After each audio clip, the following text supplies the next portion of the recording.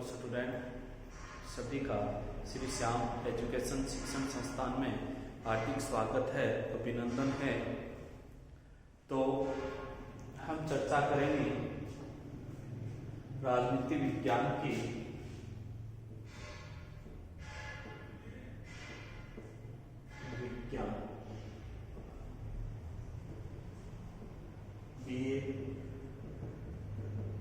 BA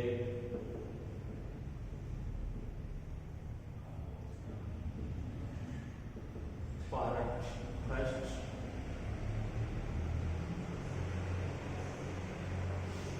कि जिसके बारे में हम चर्चा करेंगे वो आज अपने सामने जो पार्ट रहेगा वो बीए पार्ट फर्स्ट रहेगा।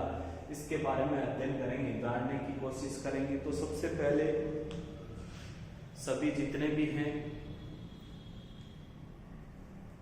अपने बीए पार्ट फर्स्ट में न्यू एडमिशन है, उनको हार्दिक अभिनंदन, हार्दिक स्वागत है उनका श्री श्याम एजुकेशन शिक्षण संस्थान में। और मैं मनोज कुमार, पॉलिटिकल साइंस अपना सब्जेक्ट रहेगा और हम जिसके बारे में अध्ययन करेंगे कि बीए पार्ट के बारे फर्स्ट के बारे में अध्ययन करेंगे। तो सबसे जरूरी है कि आपके अंदर ऐसी लालसा इच्छा होनी चाहिए ताकि आप आगे बढ़ सको, कुछ नया सीख सको, कुछ नया अध्ययन कर सको और नई बातों का आपको पता चलता रहेगा। बीए पार्ट फर्स्ट की बात करें तो आपकी बुक जो है दो प्रकार की, मतलब दो बुकें लगेगी। एक जो बुक है वो लगेगी प्रमुख विचारक कि जो प्रमुख विचारक हैं उनसे संबंधित लगेगी, जैसे भारतीय प्रमुख विचारक। और दूसरी जो बुक लगेगी आपके सामने वो रहेगी कि पाश्चात्य विचार। तो दो बुकों के बारे में हम अध्ययन करेंगे। कहने का मतलब है कि प्रमुख विचार या विचारधारा, इसमें क्या आएगी विचारधारा, प्रमुख देशों की विचारधाराएं आएगी और इसमें विचारक आएंगे। जैसे बात करेंगे कि इसमें तो पढ़ेंगे राजा राममोहन राय है, स्वामी दयानंद सरस्वती है, विवेकानंद है, महात्मा गांधी है, एम.एन. रॉय है, या फिर जैसे कौन से हैं उनके बारे में पूछ ले आपसे कि प्रमुख, जैसे राजा राममोहन राय, स्वामी विवेकानंद, दयानंद सरस्वती, एम.एन. रॉय, महात्मा गांधी,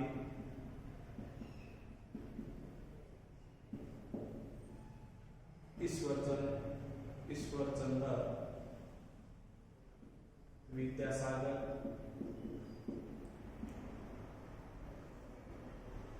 या बात करें कि अन्य विचारकों में जैसे राम मनोहर लोहिया।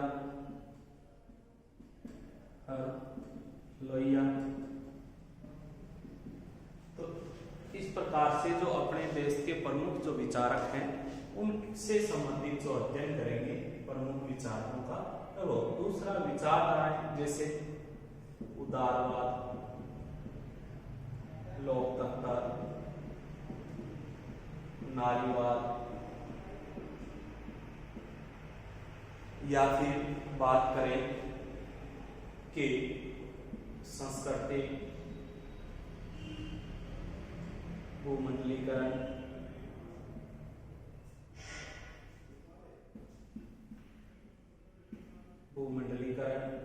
या इसको कह सकते हैं वैश्वीकरण कि विश्व में, या फिर और चले जैसे परंपरागत दृष्टिकोण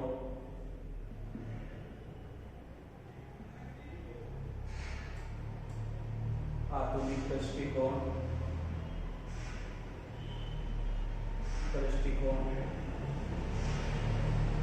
या फिर बात करें व्यवहारवाद या बात करें उत्तर व्यवहारवाद,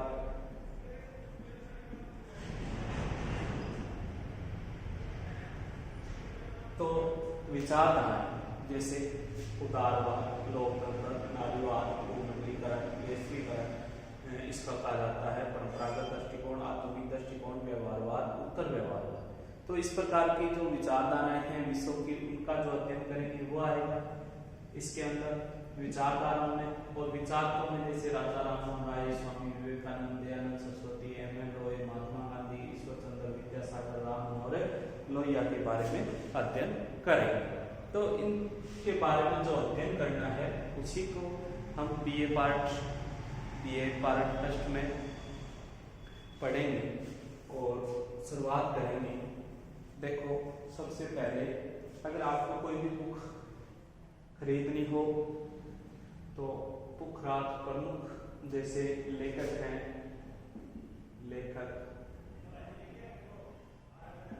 पुखराज जैन, बीडी, या बात करें आगे कि पुखराज जैन, अशोक, तो इनके प्रमुख बुकें आपकी लिखी हुई है, इनकी बुकों को आप खरीद सकते हो। सबसे जो बेस्ट बुक रहती है अपने आसानी से जिसकी लैंग्वेज समझ में आए वो पुखराज जैन की आप कभी भी समझ सकते हो। तो अध्ययन करेंगे, आज शुरुआत करेंगे राजा राममोहन राय के बारे में पढ़ेंगे कि राजा राममोहन राय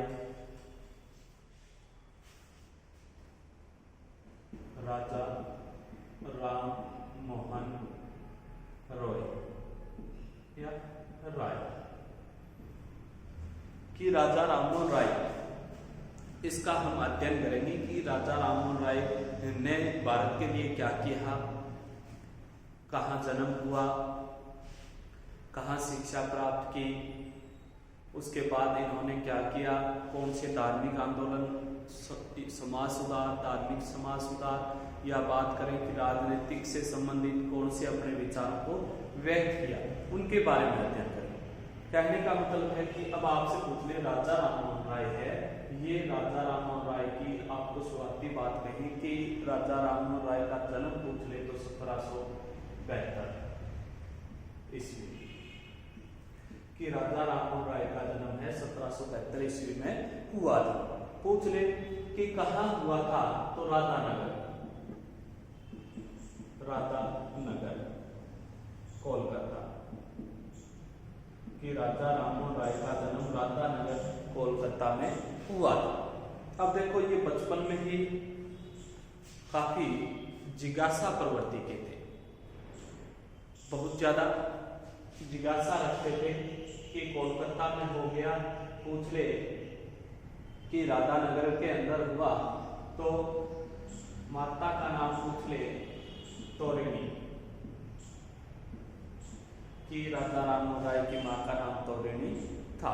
इसके बाद पूछ ले कि मां तोरिणी थी तो पिता कौन होगा राजा राममोहन राय का, तो अध्ययन करेंगे हम राजा राममोहन राय के बारे में।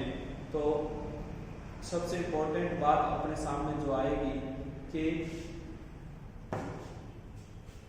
इनकी जो प्रारंभिक शिक्षा है, प्रारंभिक शिक्षा किसकी पढ़ रहे हैं, राजा राममोहन राय की, कि राजा राममोहन राय की जो प्रारंभिक शिक्षा थी, पहले वाली जो परीक्षा, मतलब जब ये बालक थे, छोटी अवस्था में थे, कहने का मतलब तो प्रारंभिक शिक्षा घर पे ही थी, कि राजा राममोहन राय की प्रारंभिक जो शिक्षा है वो घर पे ही होती है, घर पे ही शिक्षा का अध्ययन करते हैं। उसके बाद ये आगे की मैट्रिक पढ़ाई के लिए, मैट्रिक शिक्षा के लिए लंदन चले जाते हैं। कहने का मतलब कि राजा राममोहन राय की प्रारंभिक जो शिक्षा थी, पहले वाली जो शिक्षा थी, जब ये बाल्यावस्था में थे तो इनकी पढ़ाई है वो घर पे ही होती है, और घर पे होने के बाद ये मैट्रिक जो है वो पास करने के लिए, मैट्रिक शिक्षा प्राप्त करने के लिए कहाँ चले जाते हैं? लंदन में चले जाते हैं और वहां से इन्होंने वकालत की डिग्री प्राप्त की थी। वकालत की कौन सी डिग्री? वकालत की। अब देखो राजा राममोहन राय को 13 भाषाओं के जानकार थे। पूछ ले कि राजा राममोहन राय कितनी भाषाओं को जानते थे? 13 भाषाओं को जानते थे। कितनी भाषाएं सीखी थी? राजा राममोहन राय ने कुल 13 भाषाएं सीखी थी। कि राजा राममोहन राय 13 भाषाओं के जानकार थे। अब हम इसके आगे लगाते हैं राजा। क्या शब्द लगाते हैं? राजा शब्द लगाते हैं। कि राजा राममोहन राय जो हम पढ़ते हैं कि इसमें जो राजा शब्द लगा है ये एक उपाधि है। कि राजा राममोहन राय को यह उपाधि अकबर द्वितीय ने दी थी। अकबर द्वितीय। पूछ ले कि राजा राममोहन राय 13 भाषाओं के जानकार थे, 13 भाषाओं को जानते थे और राजा राममोहन राय को जो उपाधि दी गई थी राजा की वो अकबर द्वितीय ने दी थी। तो यहाँ तक हमने अध्ययन किया कि राजा राममोहन राय का जन्म 1772 ईस्वी में हुआ था और 1833 में राजा राममोहन राय की क्या हो जाती है? मृत्यु हो जाती है। पूछ ले कहाँ हुई थी? कि लंदन। कि राजा राममोहन राय की 1833 ईस्वी में मृत्यु हुई। कहाँ हुई? लंदन में हुई। तो बीमार हो गए थे तो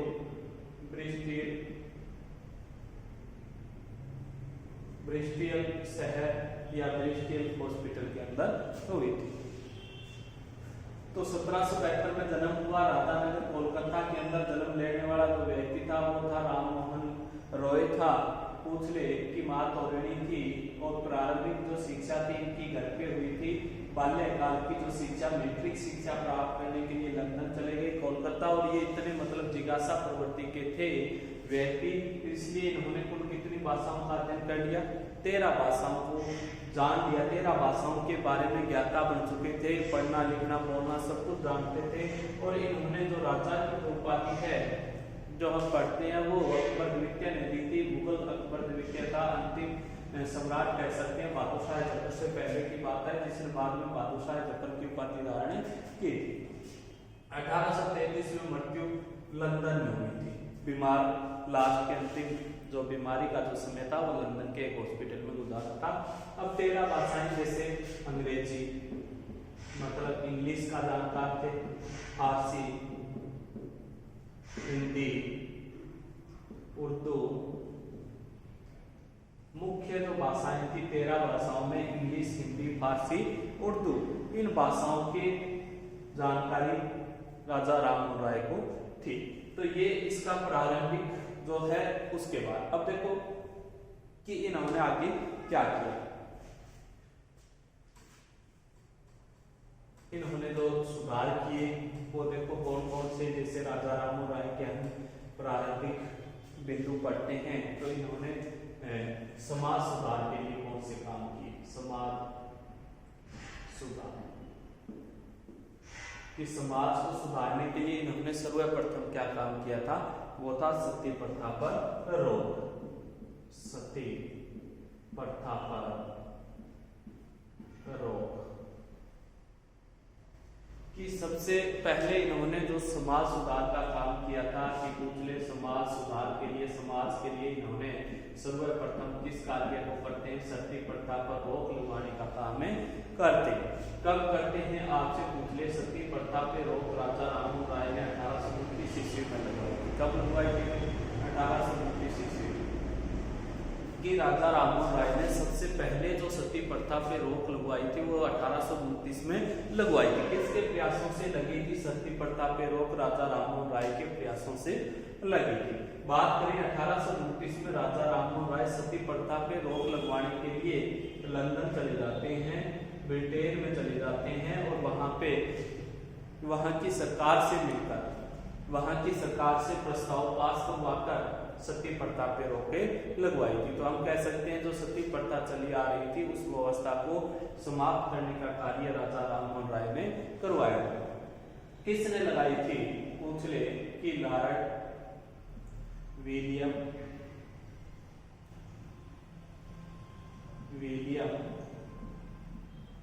बेंटिक। कि लॉर्ड विलियम बेटिंग के प्रयासों से सती प्रथा पे रोके लग गई। आपसे पूछ ले भारत में जो 1829 ईस्वी में सती, अब देखो क्या हुआ था इसमें, राजा राममोहन राय ने इसी व्यवस्था को समाप्त करने की आवश्यकता क्यों पड़ी भाई कि सबसे राजा राममोहन राय एक दिन ऐसी घटना होती है कि इनके भाई का देहांत हो जाता है।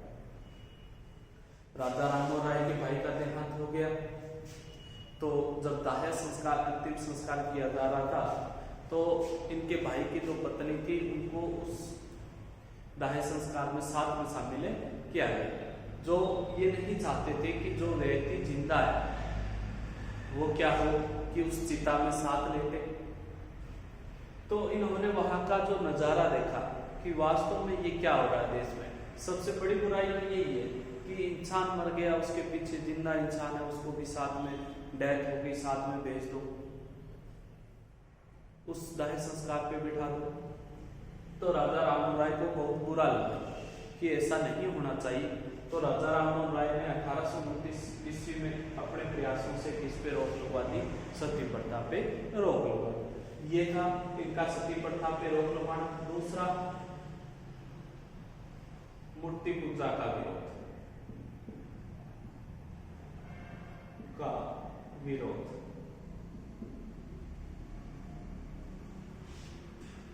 दूसरा पॉइंट क्या है, राजा राममोहन राय क्या करते थे। पहला तो सती प्रथा पे रोक लगवाने का काम किया। दूसरा, राजा राममोहन राय की बात करें कि मूर्ति पूजा का विरोध। राजा राममोहन राय मूर्ति पूजा जो थी कि अनेक देवी देवताओं की अनेक मूर्तियों की हम पूजा करते हैं, उस पूजा का इन्होंने विरोध किया था। कहने का मतलब ये कहता है कि ईश्वर क्या है, ईश्वर एक है।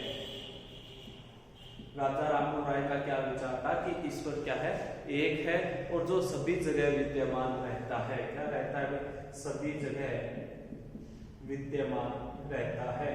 कि ईश्वर को खोजने के लिए मूर्ति पूजा करने की क्या आवश्यकता है, वो तो कण कण में विराजमान सभी जगह रहते हैं। ये विचार राजा राममोहन राय के। एक ईश्वर है, ईश्वर एक ही है, उसको अनेक रूपों में आप क्यों पूछते हो, अनेक मूर्तियों में उसे क्यों ढूंढते हो, आपको मिलेगा, आप कहीं भी उसका स्मरण करो, याद करो। ये राजा राममोहन राय की विचार थे कि मूर्ति पूजा का इन्होंने क्यों किया। देखो कि ये जब बचपन में बाल्य अवस्था में थे तब एक दिन इनके पिता और माँ धार्मिक प्रवृत्ति के इंसान थे। धार्मिक प्रवृत्ति कहने का मतलब इनके पिता और माता की जो आस्था थी वो धार्मिक प्रवृत्ति थी, धर्म में बहुत ज्यादा आस्था रखते थे। तो स्वाभाविक सी बात है कि मूर्ति पूजा करते थे। इनके माता पिता और मंदिरों में जाना, ये इनके माता पिता प्रत्येक मतलब आए दिन ईश्वर की पूजा करना। और एक दिन ऐसा होता है कि राजा राममोहन राय अपने माता पिता के साथ कहाँ चला जाता है, मंदिर चला जाता है। मंदिर जाता है तो वहां का नजारा देखता है। क्या देखता है कि ये मंदिर में जाने के बाद वहां देखता है कि शिव का मंदिर था। इसका मंदिर था शिव का। ये नजारा ये देखता है कि अपने जो माता पिता धार्मिक पूजा कर रहे हैं, धर्म की मूर्तियों की पूजा कर रहे हैं, धर्म में आस्था है, ईश्वर की पूजा कर रहे हैं, तो मंदिर में जो खुद अपने शिव की जो मूर्ति बनी थी, जो शिवलिंग था, उस पे प्रसाद रखा गया। इन्होंने उस प्रसाद को देखा और वहां चूहे आ रहे थे उस मूर्ति पे। तो उस मूर्ति पे चूहे घूम रहे थे, आ रहे थे, उस प्रसाद को खा रहे थे। तो इसको कुछ बुरा लगा राजा राममोहन राय कि ये क्या हो गया कि हम चूहे चढ़ रहे मूर्तियों पे। ऐसा नहीं होना चाहिए। जो ईश्वर अपनी खुद की मूर्ति की रक्षा नहीं कर सकता, वो इंसान की क्या रक्षा करे। ये इन्होंने उस दौरान सोचा समझा कि वास्तव में ईश्वर है वो एक, सभी जगह रहते हैं, विद्यमान है, लेकिन जो अपनी खुद की रक्षा नहीं कर सकता, मूर्तियों की रक्षा नहीं कर सकता, वो बार बार मूर्तियों को पूजने में हमें क्या मिलेगा, ईश्वर थोड़ी मिलेगा। तो इस कारण मूर्ति पूजा का क्या किया था, इन्होंने विरोध किया था। क्योंकि राजा राममोहन राय के माता पिता धार्मिक प्रवृत्ति के इंसान थे, धर्म का प्रभाव राजा राममोहन राय पे भी पड़ा। और ये राजा राममोहन राय कहते हैं कि ईश्वर एक ही है और वह सभी जगह विद्यमान है, निराकार है, उसको आप कहीं से भी प्राप्त कर सकते हैं। तो एक दिन इन्होंने मंदिर में देखा कि सुबह प्रसाद खा रहे हैं, तो उसके बाद इन्होंने मूर्ति पूजा का विरोध करना प्रारंभ कर दिया। तो आपको क्या बताना है, आपको इतना ही बताना है इसके अंदर कि समाज सुधार में सती प्रथा पे रोक। तो क्या बताओगे कि समाज सुधार था इसके अंदर कि राजा राममोहन राय ने समाज सुधार के लिए सती प्रथा पर कानून बनवाया था। 1829 ईस्वी में राजा राममोहन राय ने अपने प्रयासों से विलियम बेंटिंक के द्वारा सती प्रथा पे रोक लगवाई थी। इतनी बात याद रखनी है। फिर इसमें लिखना है कि राजा राममोहन राय मूर्ति पूजा का विरोध करते थे। वे कहते थे कि उसके माता पिता धार्मिक प्रवृत्ति होने के कारण उनमें भी धर्म के प्रति जिज्ञासा उत्पन्न हुई, और वे कहते थे कि ईश्वर एक है जो सभी जगह विद्यमान है और निराकार है। तो आपको अनेक मूर्तियों की पूजा करने की कोई आवश्यकता नहीं है। तो हमने 2 पॉइंट पढ़े राजा राममोहन राय के बारे में। इसके बाद में आगे वाला जो पॉइंट है वो हम नेक्स्ट वीडियो में अध्ययन करेंगे।